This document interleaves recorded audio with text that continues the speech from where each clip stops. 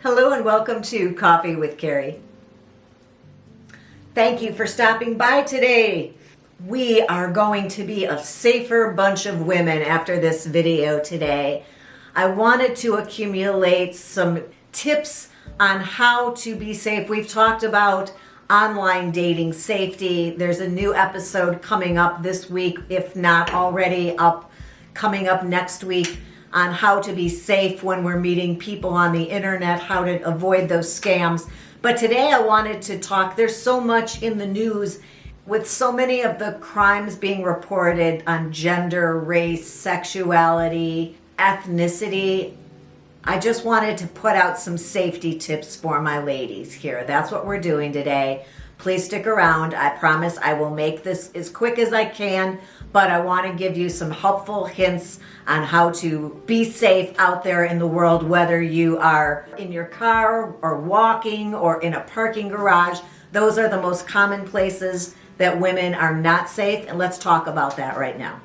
The number one point that we need to talk about is awareness. A sense of awareness is the number one thing to be doing to avoid being the victim of any type of a crime against women, any type of violence or abduction or assault. If you're out in an evening and walking around, take a look around at all the people walking and ask yourself, if I were going to attack someone, who would it be? Would it be the person who's got their nose buried in their phone and is walking with their head down, oblivious to what's going on, just glancing up to make sure they stay on the sidewalk? Would you perhaps grab that person, or would you grab the person who is heads up, looking confident, looking alert, paying attention, who's scanning the area on a regular basis, making eye contact with people so that she would be remembering faces and walking with her keys in her hands or hands-free? I think that anybody is going to steer clear of a woman who is walking confidently, is alert, and taking in her surroundings. So be that woman, right? Stay alert. Keep your phone put away when you're walking by yourself in the evening or after dark. Anytime you're alone where you could be the victim of an assault or a crime, you've got to be on high alert and keep your wits about you and your attention on what's going on around you. That's the first and foremost thing I wanted to tell you, is awareness is key. Number two would be preparedness.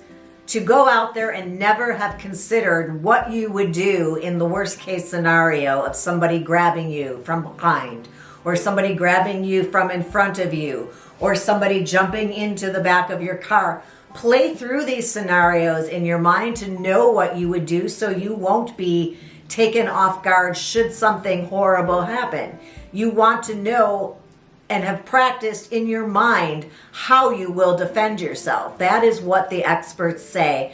When you're taking a self-defense class, a big part of that is knowing that you've thought through the things that you would like to do and would try to do in that scenario should you ever encounter it. Having a plan and knowing your plan is, besides being aware, is step number two to make sure you do not become a victim. Part of being prepared also is, if you're walking out of a place, a workplace perhaps, or a socializing situation and going to your car, have those keys in your hand, be ready, be alert and aware like our first step, don't leave that one behind. But preparedness would mean having your key ready, knowing that as you approach your car that there are certain steps you're going to take, and we'll get to those, but your key's ready. You're not just going to be dilly-dallying around. You've got a mission. You are prepared to get in the car and drive away. If you are coming out of some place where there are other people, there are probably people in most social situations or places that you frequent as a patron who would be happy to escort you to your car or to whatever ride you're getting, or to your Uber, or to your house if you live a block away, a friend who would walk with you, a male friend perhaps. So part of your preparedness is knowing how you're getting from one place to the other. And truly, it is not an imposition if you were to ask somebody to walk you to your car. More often than not, people are very, very willing to escort you to your car to make sure you get there safely. Preparedness also means that you probably parked your car in a very well-lit area because you were prepared enough and you were aware enough to realize you didn't want to be in a very dark area of the street or a neighborhood if you're going to have to walk to your car after dark. So as you approach your car, a couple things to be aware of. First of all, approaching a car, whether it's on the street or in a parking garage, you want to take in what's going on around your car. One of the things I remember Mom always said was to make sure there's not a van with a sliding door that's parked next to your driver's door, because people open the slider, they grab the person, they drag them in. You've got your back to them getting your key in the car. Somebody comes from behind you, you're just easily taken into a van with a sliding door if that's what somebody is interested in doing. So make sure that there's nobody parked next to you as you're approaching your car. Number 2, as you're approaching, look under your car. Haven't you heard that people get underneath the car? They're on their tummy. They grab your leg as you're getting in. So you will know that there's nobody under your car if you look at it from a distance.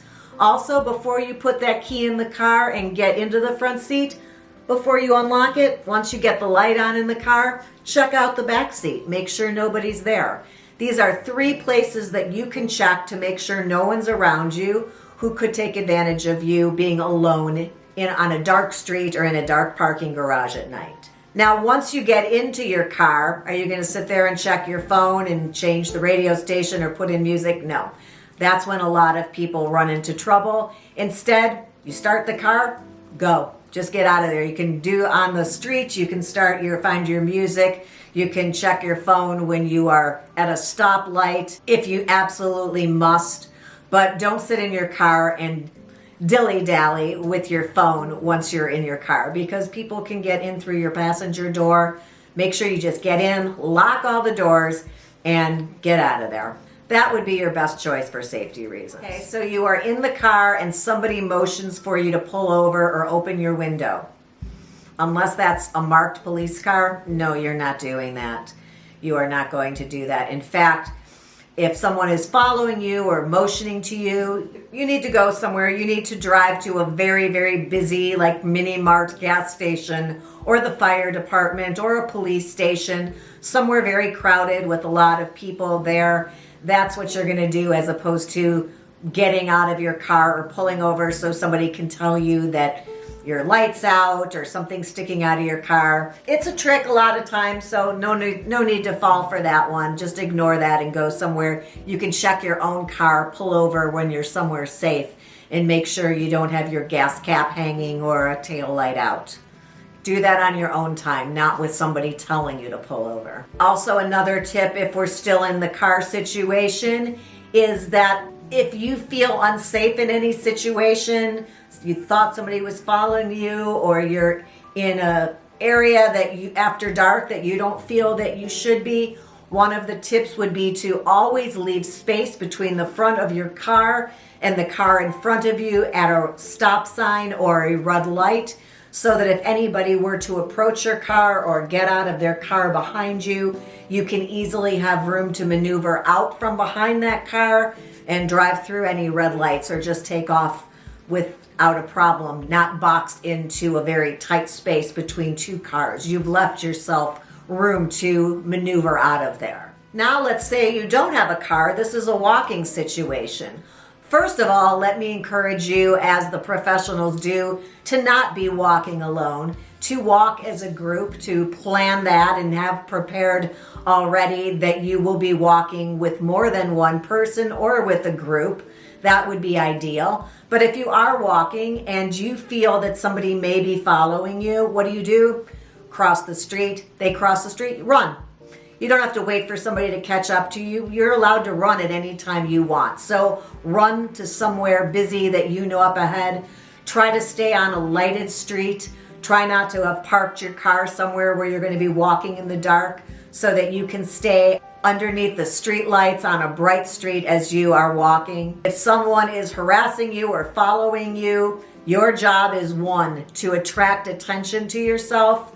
Running's great, or just screaming, "Get away from me, I don't know you. I need somebody to help me." Do not be afraid to scream and let people know you need help. I know there were studies years ago that when people yelled for help, nobody would even call the police or look out the window, but it's really not like that anymore. People are very willing to help. So if you need help, ask for it in a very loud and strong voice. Do not be afraid. Very often somebody who was going to mug you or wanted your purse, you're not going to be worth it if you're making a big scene and screaming like an idiot. So make some noise, make them leave and find somebody easier to take their purse instead. If you're walking and they do approach you and they want your handbag, throw your handbag in one direction, you run in the other direction. If they truly wanted your handbag, they're going to go there. That gives you plenty of time to get a head start and get the heck out of there.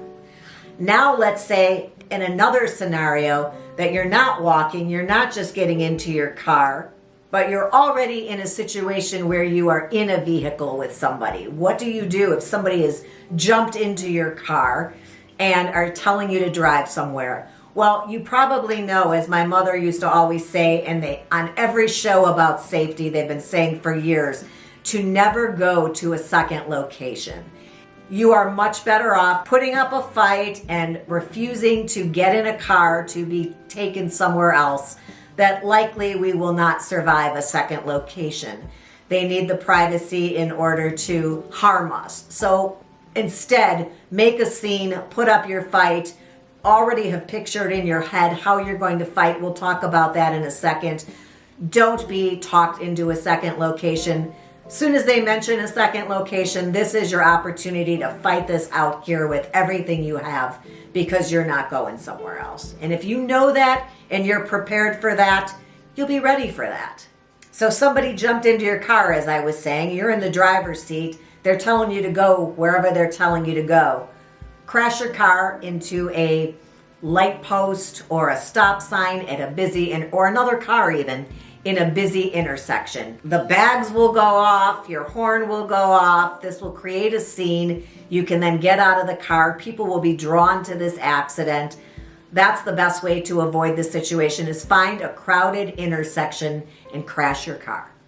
Also thought right here I should remind you, if you're not in the driver's seat, but instead you've been stuffed into a trunk, what do you do in that situation? You use your foot to kick out the back light of the brake lights. And then what do? You put your hand or your foot out the hole and you just wave your hand or foot around to try to get the attention of the cars behind you. The person who's driving can't see that, but people behind you or on the sidewalks around you will be able to see that. So that's your best bet, is to kick out the back lights and make a scene with whatever hand or foot that you can get out through that light hole.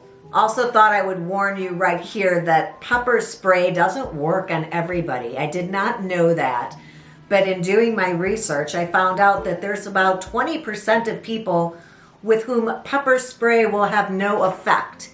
So preparedness, know if you do carry pepper spray, that could be the case. So what instead will you do besides using pepper spray? Or what if you do try pepper spray and it doesn't work? Well, it was a good idea, because the eyes are a great place to try to harm somebody whose intention is to harm you. Poking somebody in the eyes, jabbing them in the eyes, using your keys to poke them in the eyes. The other place, if face is the easy to get to area, would be to just use your palm and break somebody's nose by pushing it into their head. This is so much fun to talk about, not. And then the groin, of course, is the other vulnerable part that's easy for women to get to if you're being attacked by a man. So keep in mind that eyes, throat, nose are all vulnerable if you have access to here. And if you have access or you're in a position where it's easier to get to their groin, a knee to the groin or a grab and pull in that area will give you time perhaps to stun somebody, cause enough of an uncomfortable or unpleasant feeling that you will have time to run and get away. Oh, and also headbutting them. If you don't have a hand free to fight, to headbutt somebody in the nose, and that would cause enough pain to take their attention away from you and put it on themselves and making themselves feel better after that. Don't forget, you can bite. Don't forget, you can headbutt backwards if you need to, if somebody's behind you. Don't forget, you can stomp on the instep of somebody's foot. That's also very painful. So knowing ahead of time what your moves are, and or taking an actual self-defense class or Krav Maga, which is Israeli martial arts and a form of self-defense that is super cool. My daughter took a class. She would teach me some moves every once in a while. And I just thought, oh, this is not only great exercise, but just such great instruction as well. If you have a place near you that teaches that, I highly recommend you check it out. So I guess in that situation, to wrap it up, the element of surprise is your friend. And most important is just that you commit to not giving up and to fighting. Because if you have made that commitment as a woman, nothing is going to stop you or keep you from fighting and giving it your best shot, which is going to give you your best odds at getting away unscathed. So those are some helpful hints on women's safety that I had for you today. I hope you found those helpful to think about and ponder so that you have awareness, preparedness, and know some things you would do in that situation. I hope that none of us ever need those, but I think to have thought about them, it's better to know and be prepared than to have never even considered, what would I do in that situation? My goodness, I have no idea. So think about it, have a plan. I think having a plan is always better than not having a plan. Thank you for stopping by today. I appreciate it. I hope you'll subscribe and hit that ring bell. Then you're notified every time I upload a new episode. I appreciate you stopping by today, and I'll look forward to next time. Until then, have a good one.